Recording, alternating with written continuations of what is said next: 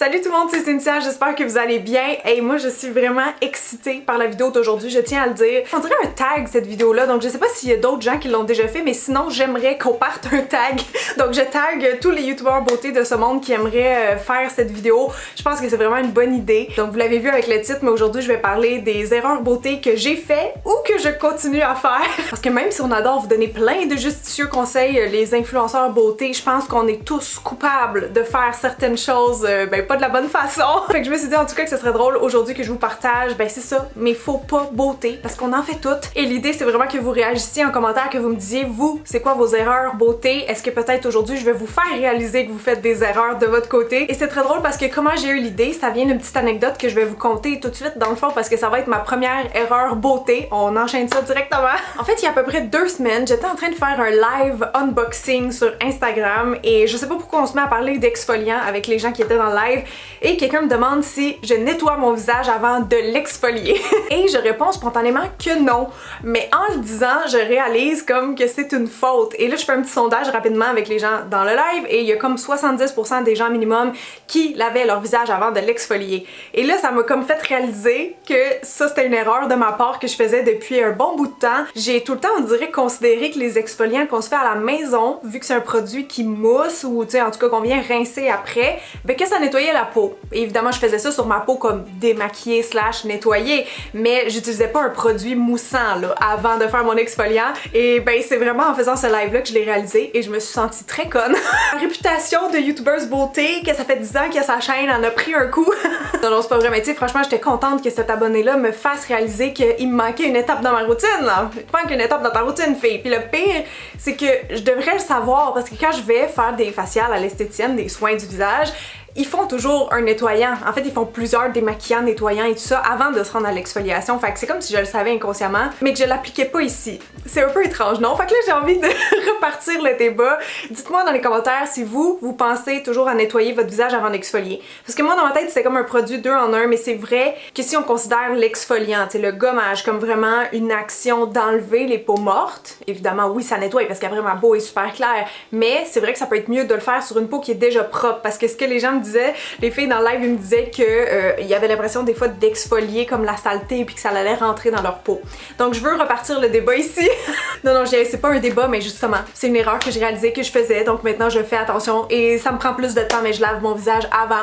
Là, j'ai pris des petites notes, ça m'avait vraiment inspiré une vidéo, fait que je vais juste aller chercher ma prochaine erreur beauté. J'en ai noté une quinzaine, ok? Un peu dans le même genre, je vous avoue que plus jeune, là, pendant des années, je ne lavais pas mon visage le matin, je le faisais seulement le soir parce que moi je suis plus une fille qui prend sa douche le soir, fait que je le faisais à ce moment-là dans la douche. Mais c'est seulement tard dans ma vingtaine que j'ai su que c'est mieux. Mais en fait ça dépend. Je veux pas dire que c'est pour tout le monde. Si vous avez une peau sèche, sensible, c'est peut-être pas le best honnêtement de la laver 2 fois par jour. Ou si vous avez la peau grasse, parce que si vous la lavez genre 4 fois par jour, votre peau va comme chercher naturellement à se défendre en créant plus de sébum. Donc c'est pas pour toutes les peaux. Moi j'ai une peau normale déshydratée, mais c'est que le matin quand je fais mes soins, j'aime mieux commencer sur une peau qui est vraiment nettoyée. Je me suis rendu compte que j'avais des meilleurs résultats comme ça. Donc c'est maintenant quelque chose que je fais attention. Avant, si j'avais eu chaud, mettons pendant la nuit, l'été ou peu importe, là, je mettais comme juste une eau micellaire. Comme ça, je me sentais nettoyée puis je me maquillais. C'est sûr que si je suis encore pressée un matin, je vous avoue, je vais faire ça. Mais maintenant, j'ai vraiment intégré le nettoyage du visage 2 fois par jour dans le fond. Parce que je veux que mes soins du matin soient genre aussi efficaces. Versus si je mets juste une eau micellaire avant. Je sais pas si vous me suivez. Ah, puis je tiens juste à spécifier que j'utilise des bons nettoyants qui sont doux et hydratants pour ce faire. Parce que si vous avez une peau comme plus sensible ou atopique ou peu importe, là, puis que vous prenez n'importe quel nettoyant agressant, vous l'utilisez 2 fois par jour, ça va juste faire 2 fois plus de problèmes, là, on s'entend. Fait que là, je parle vraiment plus pour moi. Hey, j'ai le goût de vous poser la question à chaque erreur beauté. Est-ce que vous le faites vous aussi?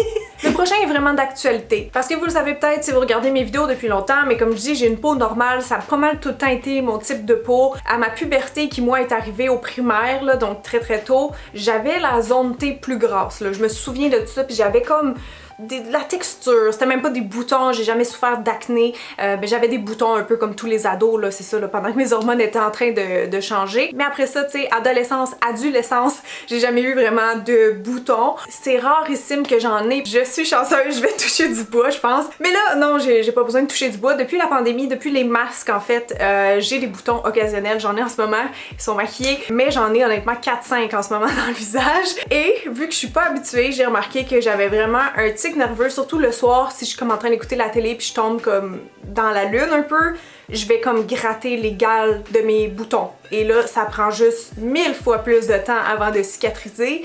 Et là, ça, il fallait qu'on en parle parce que je sais que je suis pas la seule. C'est comme un tic nerveux universel, je pense. C'est comme se gratter des gales quand on est enfant ou même adulte. Et honnêtement, je dois dire que depuis que j'ai des boutons puis que je me rends compte à quel point c'est dur, en fait, de se contrôler, de pas les toucher, même si on vous le dit tout le temps, touchez pas à vos boutons, touchez pas. Puis je m'en rends compte, là, les fois que j'en ai comme un petit, comme hier, il y en avait un petit qui voulait me sortir dans le front random. J'ai dit, gars, là, celle-là, on fait un test, Cynthia, on fait un test, concentre-toi! Je me suis dit, je vais pas y toucher parce que je sais que quand j'y touche pas, il se résorbe souvent presque naturellement en l'espace d'une nuit. J'ai pas touché, il est pas sorti, mais toutes les autres que je chantais une petite bosse puis que j'ai commencé à gratter avec mes ongles là, en tic nerveux, automatiquement ça va prendre plus qu'une semaine avant qu'ils partent. Et je vais pouvoir faire des massages, mettre des crèmes, tout ce que vous voulez, ça va être long. Ça va être vraiment long la guérison, donc c'est vrai, c'est un conseil vieux comme la terre, mais qui fonctionne, c'est juste que personne le fait. Mais vous voyez justement mon chum, il a pas tendance à picosser ses boutons quand il y en a. Au pire, il va mettre une petite crème mais il va jamais les percer. Il va pas se jouer avec la peau, il fait rien. Donc je pense que je devrais prendre exemple sur mon chum. Oui, mon chum va devenir ma nouvelle référence beauté. Non mais sans joke, c'est fou le willpower, je trouve que ça prend pour se forcer à pas toucher les boutons. Je vous avoue que depuis que j'en ai, ça me fait comprendre encore mieux les gens qui souffrent de dermatillomanie comme ma soeur par exemple, de voir aussi le lien entre l'anxiété puis le fait de se... Comment il appelle ça? Triturer? C'est un verbe ça? Attendez, c'est tellement bizarre, faut que je le google. Triturer? Ah, il me manquait un R. Triturer. Manier à fond, voilà. Donc, prochaine erreur beauté que j'ai toujours fait et que je continue encore à faire, c'est de dormir les cheveux mouillés. Là, je veux savoir s'il y a des gens qui sont dans ma team ici, là, parce que moi, j'adore dormir les cheveux mouillés. En fait, j'aime pas tant la sensation. C'est juste que j'ai l'impression de faire un méchant bon coup, là, comme si j'allais sauver genre 1 heure dans ma journée, alors que ça prend 10 minutes de se sécher les cheveux. Sérieux, je sais pas pourquoi je fais encore ça. J'ai l'impression que ça fit mieux dans mon horaire des fois, justement, vu que je prends ma douche le soir, je suis juste comme I can't be bothered, là, tu sais, je veux pas sécher mes cheveux le soir, tu sais, mon chum il dort à côté, il se couche avant moi, fait que souvent ça adonne que, ben pas tout le temps honnêtement, peut-être 1 fois sur 3, je dors les cheveux mouillés et ben on sait que c'est pas bon, c'est pas l'idéal, hein, premièrement, ça peut donner toutes sortes de résultats le matin. Là c'est trop beau, faut que je vous insère une photo de moi la semaine passée qui a dormi les cheveux mouillés, c'était... Juste incroyable, je me suis jamais ramassée avec des cheveux aussi pires, mais c'est ça, souvent ça fait un effet frise de tea, même si des fois je me dis ah je vais me réveiller avec des belles ondulations, tu sais genre des beaux beachy hair, souvent c'est plus laid qu'autre chose, fait que je me dis que là, à presque bientôt 29 ans, il faudrait vraiment que j'arrête de dormir les cheveux mouillés parce que c'est pas bon non plus pour, je pense, l'élasticité du cheveu, je pense que ça cause de la friction, que ça peut les faire casser, en tout cas, c'est ce que les coiffeurs disent, donc vous me direz si vous faites ça aussi, je serais vraiment curieuse de savoir. Ok, prochain truc, ça va être un conseil bon pour tout le monde, donc ouvrez grand les oreilles, ok? Vous allez pouvoir apprendre de mon erreur si vous l'aviez pas déjà fait par exemple. Intégrer des actifs trop rapidement dans sa routine. Et qu'est-ce que j'entends par actif? C'est tout ce qui est genre rétinol, vitamine C, and so on, ok? Tout ce qui est puissant quand même au niveau de la peau. C'est tous des ingrédients qui devraient être intégrés progressivement dans une routine. Ça le dit en général sur les peaux, là, les crèmes à base de rétinol, ça le dit, utilisez seulement la grosseur d'un petit pois, puis allez-y genre un soir sur 2, un soir sur 3. Je me dis, ben tu sais, s'ils prennent le temps de l'inscrire pour le rétinol, c'est parce qu'ils veulent pas avoir de retour de clients fâchés parce que tu peux vraiment te faire des bobos si tu utilises du rétinol, ben comme trop intensément du jour au lendemain. Et aussi, je tiens à le préciser, mais c'est pas toutes les peaux qui tolèrent le rétinol, c'est pas one size fit all la beauté, là. C'est pas tu sais, je veux dire, c'est un ingrédient qui est hyper tendance, comme la vitamine C en ce moment qu'on voit absolument partout, là. Ça va être bientôt dans les fonds de teint, checkez bien ça. C'est pas parce que des actifs, tu sais, des ingrédients vedettes comme ça sont mis de l'avant sur le marché en ce moment qu'il faut absolument que vous les utilisiez de un, puis deuxièmement que vous les intégriez partout comme ça du jour au lendemain. Ça marche pas comme ça. Moi j'ai fait l'erreur, je crois que c'était cet été, non ça fait quelques mois. En tout cas j'avais testé la marque Honest Beauty sur mon blog et il y avait un sérum à la vitamine C. Puis je pense que j'avais jamais utilisé ça de ma vie honnêtement. Et je nomme la marque parce qu'on s'en fout, là, ça aurait pu arriver avec n'importe quel sérum à la vitamine C de n'importe quelle compagnie. Moi je pensais que c'était un truc relativement doux.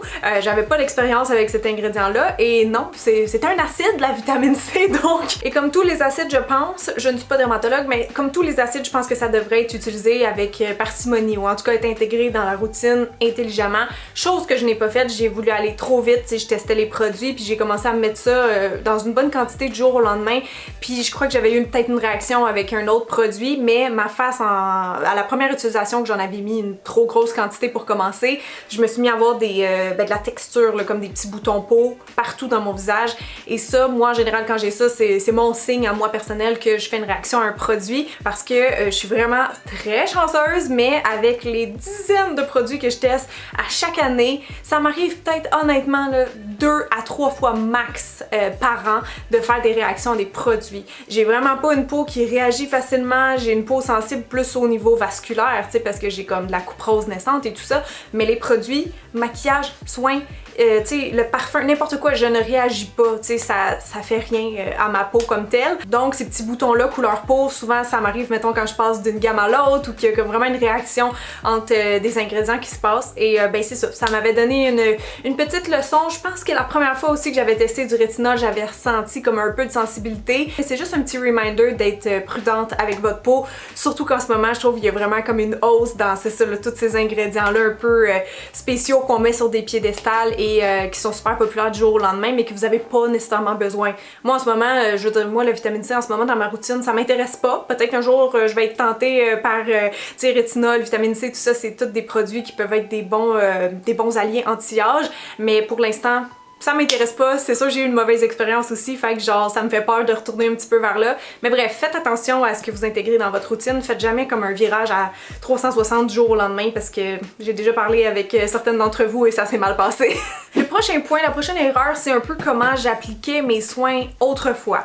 Pas qu'on est obligé d'avoir, tu sais, genre une espèce de gestuelle pas possible digne de professionnel de la beauté, mais je trouve que ça fait vraiment quand même une petite différence si t'appliques ta crème genre en frottant ta peau, je sais pas comment dire, un peu comme justement comment mon chum, mettons, se mettrait de la crème. L'idée, tu sais, c'est pas de venir battre le visage, puis avant, souvent, je faisais juste comme, je veux pas le faire parce que je suis maquillée, mais tu sais, mettons, comment j'appliquais ma crème, c'était plus un genre de frottement en mouvement circulaire. Puis je me rappelle quand j'étais cosméticienne que Clarins, il était sorti avec eux, leur approche, là, que c'est comme tout le Clarins Touch, là, je sais plus c'est quoi, mais en tout cas, c'est des genres de tapotements, des pressions, comme quoi la peau, elle absorberait mieux les produits qu'on fait ça. Vous savez quoi? Je suis pas contre. Je faisais des petits tests dernièrement, puis effectivement, après avoir par exemple massé mon sérum ou mon huile pour le visage, peu importe, quand je venais juste comme presser ma crème dans ma peau, je sentais un effet comme un peu cushion, je sais pas comment dire, mais c'était comme plus agréable en tout cas que de l'étendre, puis j'avais l'impression qu'elle allait comme plus à la bonne place. Je sais pas si ça fait du sens ce que je dis, mais clairement je pense que c'est ma vidéo sur mon test pendant un mois que je me suis massé le visage qui m'a emmenée à être un peu plus observatrice ou vigilante, tu sais, avec mon application de soins, voir comment je le fais, si je peux en tirer plus de bénéfices dans le fond. Avec les mêmes produits, si on peut aller chercher un meilleur résultat juste par la façon qu'on applique, parce qu'avant par exemple j'appliquais de temps en temps une huile, mettons une huile pour le visage de nuit que je testais de X compagnie, je la mettais puis that's it. Mais comme dit Rose, une huile, il y a pas de point genre si tu la masses pas, il y a pas de but là, tu sais. Donc mes récentes expériences m'emmènent à croire que c'est ça, il y a une certaine gestuelle qui est peut-être à favoriser au niveau de la peau, mais je pourrais pas vous en dire plus pour l'instant parce que je suis pas pro dans ce champ d'expertise là. Prochaine petite erreur beauté, je l'ai réalisée en plein tournage avec mon Hugo, mon coiffeur qu'on avait fait il y a 2-3 ans déjà, je vais vous mettre le lien ici. Je sais toujours pas quel bord après 10 ans sur YouTube, c'est formidable. Mais ouais, c'était lui qui avait carrément emmené cette erreur-là, comme quoi les gens ne laissaient pas agir les shampoings traitants. Et c'est con, mais j'y avais jamais pensé. Tu sais, tu te dis, mettons, quand tu fais un masque, quand on veut traiter une problématique X dans nos cheveux, souvent on se tourne vers les masques, tu sais, les traitements. Mais souvent, il y a aussi des gammes maintenant, beaucoup de gammes là, qui ont des actifs ou en tout cas des ingrédients qui veulent aider à cette problématique-là. Tu sais, t'as des shampoings, je sais pour moi, qui fortifient les cheveux anti-chute, t'as des shampoings pour les cheveux colorés. Tu sais, ils ont souvent une fonction autre que juste nettoyer, c'est ce que je veux dire. Mais j'avais jamais pensé à ça, de laisser aussi poser un petit peu ton shampoing traitant. Parce que c'est sûr, si tu le masques comme 10 secondes puis tu le rinces, après, je veux dire, il restera pas grand chose dans tes cheveux, fait que c'est juste logique selon moi de laisser poser ses masques et ses shampoings revitalisants pour avoir le maximum d'effet. En tout cas, vous l'essayerez puis vous m'en redonnerez des nouvelles. Oh, prochain point, et c'est dans le même ordre d'idée que ce que je viens de dire, laver son visage trop rapidement. Et ça, c'est quelque chose que je viens juste d'apprendre, donc c'est peut-être une erreur beauté que j'ai faite toute ma vie sans le savoir. Laver son visage trop vite. Tu sais, quand t'es dans la douche, mettons, tu laves ton corps, là, t'es pressé, tu laves ton visage juste parce que tu sais que tu dois le laver, mais ça prend quoi, là, 5 secondes, genre tu sors du produit, t'as la peau mouillée. Ouais, sérieux, ça prend comme 10-15 secondes max. Et c'est vraiment récemment sur YouTube, je sais plus la chaîne par cœur, je vais essayer de je vais la retrouver c'est sûr, mais cette fille-là qui je crois est esthéticienne parlait de l'importance de se laver le visage pendant minimum 60 secondes. C'était vraiment rendu même quelque chose de trending sur les réseaux sociaux, il y avait genre un hashtag pour ça. Puis c'est ça, l'idée en gros c'était de laver son visage suffisamment longtemps pour que ça soit vraiment efficace. Et j'ai commencé à le faire. Je trouve ça long honnêtement, 1 minute, là, surtout quand t'es pressé ou t'as hâte d'aller te coucher le soir, je trouve ça long. Mais je vois et je sens la différence. Vous allez voir, votre peau est juste plus propre. Pas nécessairement plus asséchée si vous utilisez un bon produit, comme je parlais tantôt que moi je prends des nettoyants qui sont doux, mais elle va juste être vraiment plus propre et donc ben on peut espérer qu'après ça les sérums, crèmes et tout ça pénètrent mieux. En tout cas, c'est un peu ça l'idée d'après moi, mais vous irez voir, je vais laisser sa vidéo en barre d'infos, je trouvais ça bien intéressant. Ah, le prochain. Je le fais encore. J'avoue, je suis encore un peu coupable de ça, mais c'est vraiment mieux qu'avant. Je suis contente. Longtemps, là, longtemps, ça a commencé à la fin du primaire. Tout le secondaire, j'ai fait ça, c'est de me ronger les cuticules. Pas ronger les ongles, mais vraiment ronger la petite peau autour, là. Encore aujourd'hui, quand je suis stressée, des fois inconsciemment, tu sais, avec mes dents, juste souvent, même mes doigts, je vais comme arracher, tirer sur les petites peaux. Puis ce qui est drôle, c'est que quand j'en ai pas, je le fais pas. Tu sais, je le fais pas, j'ai peut-être mon tic nerveux qui se transforme en autre chose, mais c'est le fait de voir la petite peau morte, tu sais, t'as le goût de l'arracher. Bref, j'avais fait un article sur mon blog il y a plusieurs années de vraiment tous les trucs qui m'ont aidé. Je vais le mettre ça aussi en barre d'infos si jamais c'est votre cas. Mais Émilie du Manoir n'avait pas tort. Quand on se fait des beaux ongles, en général, tu te sens mal que, tu sais, ton tour d'ongle, moi c'était tout rouge avant, là, ça venait pas au sang, là, mais tu sais, tu voyais qu'il me manquait des couches de peau, là. C'était pas très chic, c'était inconfortable, donc je suis comme contente d'avoir pu contrôler un peu cette manie-là mieux. Là, j'ai ma petite huile de cuticule sur le bureau, puis je suis comme, je vais m'en remettre parce qu'elles sont secs. Ouh! Prochain point, je suis pas fière de moi. Ne pas mettre de crème solaire quand je vais dehors l'hiver, le printemps, bref, tout le temps. On dit là, la crème solaire, c'est censé être à l'année longue, les gens l'utilisent juste l'été généralement, mais c'est censé être à l'année longue parce qu'il y a toujours des rayons du soleil, surtout l'hiver. Je vais vous mettre ma story d'il y a quelques semaines de moi qui est allée pelleter et qui a pas pensé du tout au soleil. J'étais juste en mode genre je veux aller pelleter, je veux aller dans le cours, et avec le réfléchissement des rayons entre autres sur la neige, oh my god, ma peau a changé du tout au tout. Elle était super claire parce que je venais de finir mon test de massage pendant 30 jours où mon teint s'était vraiment éclairci, on se rappelle, et d'aller dehors là comme 20 minutes, je suis venue pleine de freckles, pleine de taches de rousseur, donc c'est la preuve que le soleil est quand même super fort l'hiver et qu'il faut faire attention. Mais c'est ça, si vous voulez prévenir le vieillissement cutané, on le dit, on le répète, mais c'est vrai, l'écran solaire c'est votre meilleur ami anti-âge, ça sert à rien de faire vos autres anti-âge si vous mettez pas une protection solaire, ça va comme s'annuler parce que le soleil c'est le gros responsable du vieillissement de la peau. Donc bref, c'est quelque chose sur quoi je dois travailler. Je vous avoue que l'été des fois je suis pressée d'aller dehors puis je me dis un petit 15 minutes puis tout ça. Tu sais, si j'ai pas un coup de soleil, ben je vais avoir des freckles ou je vais avoir la peau ultra déshydratée après. Tu sais, je le vois tout de suite l'effet néfaste du soleil sur ma peau.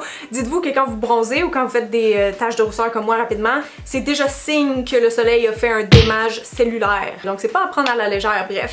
Oh, le prochain c'est un maquillage. Ben en fait ça concerne la beauté, mais c'est un maquillage puis je pense que c'est mon seul. C'est un peu niaiseux mais vous allez voir, ça va aller vite. En fait, quand j'ai découvert le gel à sourcils Anastasia, le fameux le Clear Brow Gel, je l'utilisais tout le temps parce que j'ai découvert que c'était le meilleur. En tout cas pour moi, ça reste à ce jour mon préféré en termes de tenue. Quand je le mets comme aujourd'hui dans mes poils, je sais qu'ils vont rester beaux et impeccables comme ça toute la journée. Donc c'est vraiment mon gel à sourcils préféré. Par contre, vu qu'il est si fort que ça fait vraiment comme de la colle dans mes sourcils et je me suis rendu compte que quand je me démaquillais le soir, à chaque fois que je l'utilise, je perds des poils.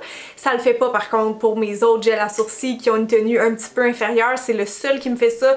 Donc juste peut-être vous aussi faire attention si vous remarquez que vous perdez beaucoup de poils de sourcils, ben peut-être que votre gel c'est lui ou en tout cas peut-être qu'il est trop stronghold là, tu sais, genre c'est pas nécessaire peut-être de l'utiliser à tous les jours. Tu sais, j'ai genre celui-là de Dr. Oshka qui est naturel, formule souple là, tu sais, ça tient pas vraiment bien, mais je m'en fous parce que je sors pas d'ici. Mais pour des vidéos que je fais, tu sais, des tutos, des événements spéciaux et tout ça, c'est sûr que je vais porter lui. Mais je sais que le soir, quand je vais me démaquiller, je vais perdre des poils. Mais en tout cas, je combine maintenant, j'alterne entre les deux en fait, histoire de faire un peu attention. Prochaine erreur beauté, je pense que vous l'attendiez celle-là. Ça a repris toute la vidéo avant que j'en parle. Mes sourcils, justement, on parlait de sourcils. Mes fameux sourcils fins de quand j'ai commencé ma chaîne, genre en 2011, ok? 2010-2011, ça a été les pires années pour mes sourcils. Qu'est-ce que tu veux, pauvre petit, hein? Pauvre petit. Je veux bien prendre une partie du blâme, honnêtement, mais en même temps, pas à 100% parce que, ma mère m'avait emmenée à l'esthéticienne et la fille, ben, la première fois qu'elle m'a fait ma ligne, dans le fond, elle les avait parties quand même assez minces. Et deuxièmement, c'est un truc générationnel. Je veux dire, tout le monde qui a à peu près mon âge ou presque sont passés par là, tu sais, à partir des années, c'est ça, là, 90, il y avait comme une grosse mode d'avoir les sourcils fins. Je sais pas pourquoi on a fait ça, c'était une grave erreur, honnêtement, et tout le monde en paie encore le prix aujourd'hui. Parce qu'on s'est bien rendu compte que c'est long, repousser les sourcils, c'est vraiment long. Et je vous dirais que là, tu sais, son maquillage plus naturel, je pourrais mettre aussi dans cette catégorie-là la façon que j'ai maquillé genre en 2013, là, quand justement j'en avais très peu puis que j'essayais de les réétouffer parce que c'était ça la mode maintenant, on revenait aux sourcils plus, plus fournis. Puis non, avec du recul, je peux le voir, là, que ça fonctionnait pas, je le savais pas à ce moment-là, puis j'essayais plein de façons de les maquiller, ça fonctionnait pas, regarde, c'est correct, on apprend de nos erreurs. J'ai essayé tant bien que mal de les faire repousser dans les dernières années et honnêtement, je pense pas pouvoir me rendre à plus que ça. Donc attention de pas trop épiler vos sourcils, les amis. Oh, le prochain, oh, j'ai des mauvais souvenirs de ça, mais je sais que tout le monde le fait ça aussi. Enlever ses points noirs avant d'aller à l'école. Oh, quelle mauvaise idée. Je crois que c'est parce que c'est à cet âge-là que tu commences à être un peu obsédée avec ton apparence, tu sais, en général, que là, c'est ça, là, les boutons, les points noirs, c'est... Je reçois souvent, là, honnêtement, chaque semaine, je reçois des questions d'ados qui me suivent sur les points noirs. C'est vraiment tricky, honnêtement, ça, c'est tout un autre sujet, là, mais tu sais, d'essayer de s'enlever les points noirs avec les ongles, tu sais, j'allais à l'école, puis là, j'étais comme, oh non, non, non, mon bus passe dans 10 minutes puis je venais de tomber dans l'une à essayer de m'en enlever. J'avais des vieux ongles genre d'imprégnés sur mon nez, puis comment tu veux maquiller ça? J'ai appris à la dure de arrêter de me regarder dans le miroir grossissant avant d'aller à l'école, tu sais, d'arrêter de porter tant attention sur ma peau avant d'aller à l'école, mais dans le fond, je sais pourquoi je faisais ça, c'est parce que je me maquillais, tu sais, je me maquillais tous les jours, fait que c'est sûr que en close-up de même le matin, t'as le temps de voir toutes tes petites imperfections puis tu deviens comme obsédée avec ça. En tout cas, moi, j'ai appris à la dure, c'est ça qu'il fallait le faire le week-end ou à des moments que personne va nous voir après. Bon, le prochain, ça, je le fais plus, ou mon dieu, très, très rarement, arracher son vernis gel. Vous savez, je fais du gel sur mes ongles depuis, ça fait combien de temps, moi? 4 ans, je pense. Maintenant, je le fais à la maison, mais des fois, ce qui arrivait, c'est qu'avant mes rendez-vous au manoir, tu sais, si j'avais un coin qui chippait ou autre, j'avais tendance à vouloir tout arracher. C'est le même espèce de tic, je pense que de se gratter les gales, se gratter les boutons et tout ça, mais c'est ça, des fois je pouvais pas m'en empêcher. Même que la première ou la deuxième fois que j'étais allée, c'est ça, avant mon prochain rendez-vous, je sais pas, à un moment donné, il avait comme commencé à chipper un peu, puis j'ai genre parti sur un trip de toutes les arracher parce que j'avais pas le dissolvant, j'avais pas le petit kit à la maison pour faire mon take-off. Alors catastrophe, je vous le dis, j'avais tout arraché, puis après ça mes ongles étaient en bien piètre état. C'est qu'en fait le take-off dans le vernis gel, c'est comme ultra important. Comment vous le faites, ça va vraiment avoir un impact sur la santé de vos ongles. Je pense que c'est vraiment plus le take-off que le vernis gel lui-même, le problème des ongles mous, cassants et tout ça qui peuvent survenir avec le vernis gel. Je sais que c'est tentant des fois d'arracher, tu sais, ça vient comme en un morceau, c'est comme du caoutchouc, c'est vraiment le fun honnêtement. Mais tu le vois aussi que quand tu le fais, il y a comme des mini couches de la kératine, en tout cas ton ongle, qui viennent avec le gel, ça se décolle. Donc si vous faites ça trop souvent, à la longue vous affaiblissez vraiment votre ongle, fait qu'il faut faire attention. Dernière erreur finalement, laver son visage sous la douche avec de l'eau chaude. Faut que je vous explique un petit peu. Moi, comme bien les gens je crois, j'adore prendre une douche quand même chaude, tu sais, pas brûlante, mais presque.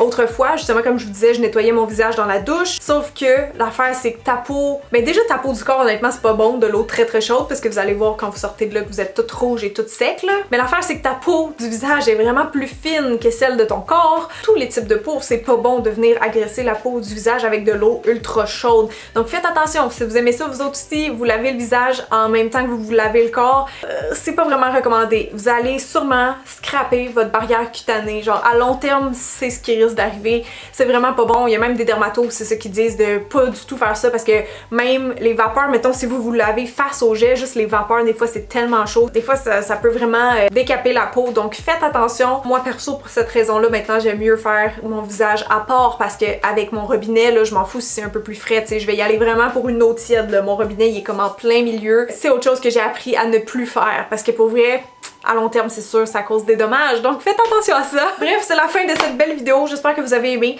Même si c'était pas une vidéo spectaculaire cette semaine, honnêtement, j'étais débordée. Puis je vous ai quand même mis une vidéo mercredi. J'ai fait un vlog de 50 minutes sur ma chaîne secondaire et la vidéo de la semaine passée était quelque chose. Fait que, bref, j'espère que ça vous aura convenu. Merci de participer à la discussion dans les commentaires parce que j'ai vraiment hâte de vous lire. Je vais toutes vous lire, promis. Et ben voilà, moi je vous souhaite une très bonne journée et je vous fais des bisous.